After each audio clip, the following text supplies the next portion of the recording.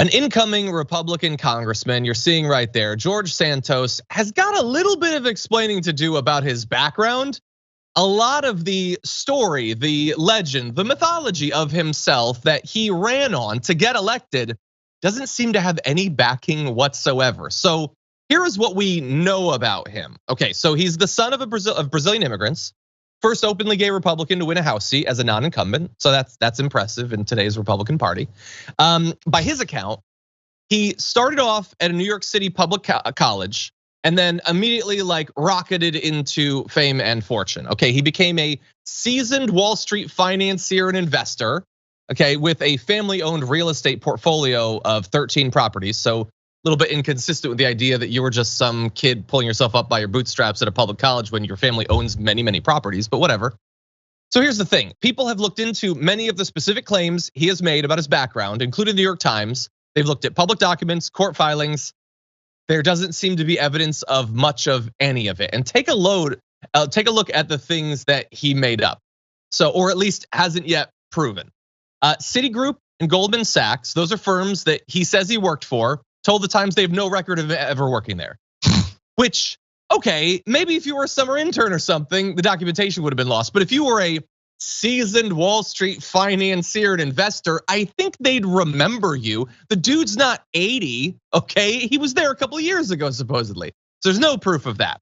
There's little evidence that his animal rescue group, Friends of Pets United, was, as he claims, a tax-exempt organization. The IRS could find no record of a registered charity with that name. His education, also suspect. He said that he graduated with a degree in economics and finance from Baruch College, a public four-year college in New York City, back in 2010, so only 12 years ago. But representatives from the school told the Times they had no record of his enrollment, despite searching multiple variations of his name. Again, it wasn't that long ago. Also, he says he went to NYU, but a spokesman for that university says they have no attendance records that match his name and birth date. So his work history, his charitable history, his education history appear to be made up. And you're probably thinking, well, that's about as bad as it could get. It can get worse because he has also claimed that he has lost. This is I guess to make him seem like kind of a victim in a business sense. He's lost 4 employees in the 2016 Pulse nightclub shooting.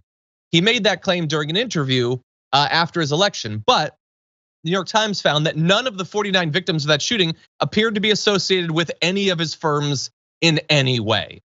And look, there are a lot more questions about this guy, about where his money came from, since he doesn't have the education he says, he doesn't have the work history he says. There's a lot of issues there, but it's fascinating how little backing he has provided for virtually any of this. I went away for a week and I did not expect that when I came back, I would be talking about yet more lies of George Santos, but specifically lies about the tragic death of a parental figure. And look, I don't even know what to make of this, but we're gonna lay out what we appear to know at this point. The tweet that set off a lot of discussion was from George Santos back in 2021. Tweet that says, 9/11 claimed my mother's life, so I'm blocking, so I don't ever have to read this again. That is, a bold claim. And look, if 9/11 had claimed the life of one of your relatives, you'd be very sensitive about it. But it does not appear that that's very accurate. First of all, journalist Yashar Ali flagged the tweet, so he was the one who originally raised them. And there's a lot of other details here. So despite saying there that 9/11 claimed the life of his mom in a later period of 2021, tweeted December 23rd this year marks 5 years I lost my best friend and mentor, which would have put the unfortunate passing of George Santos's mother in 2016. And it appears that that is actually accurate, because there's an obituary up that you can see that does put it at December 2016. So that 5 years thing seems to be accurate. It is notably 15 years after 9/11. And when you go to his bio on his website, which I believe is still up, it says she survived the tragic events on September 11th, supposedly being there, but she passed away a few years later when she lost her battle to cancer. And that's where things get kind of complicated, because a lot of people did survive what happened in the towers and then did tragically pass from a variety of different medical ailments, including cancers. And I'm not a doctor, but it does seem possible that she could have struggled with cancer for 15 years and eventually passed.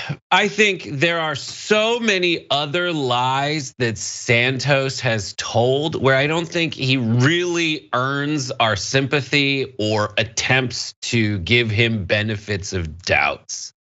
And also like 9/11 claimed my mother's life. Where are the other tweets about the carcinogens released into the air as a result of that? Where's your advocacy for that? Nowhere. I feel like the most important part of that original tweet, not to bring it back to something serious, but if you can go to graphic 1, who he's replying to, I think this really strikes a chord with the TYT audience, not Bolsonaro SP, but I come for Mao. I didn't notice that. Of course you did. So this guy's like, you know what who I want to remind the seriousness of 9/11, I come for Mao. Like this guy is a ridiculous person. This guy may have lost his parents to 9/11, his mother to 9/11, and the long tail of it due to cancers caused for people in the area. Was she in? You said the word presumably when you said that she was in the area during 9/11. Is that true? Can we say that is true? He says it is. I like to assume that people are telling the truth. I know I come off as like a cynic or a D or whatever on YouTube, but I generally try to assume that people are telling the truth. But like yeah, maybe Ranazisi said he was in 9/11 and used that to catapult his career. I think his name is Ranazisi, the guy from the League. Yes. But it was found out that he exaggerated that to make the tragedy about him. This guy is absolutely a pathological liar. And we should not give him the benefits of any doubt.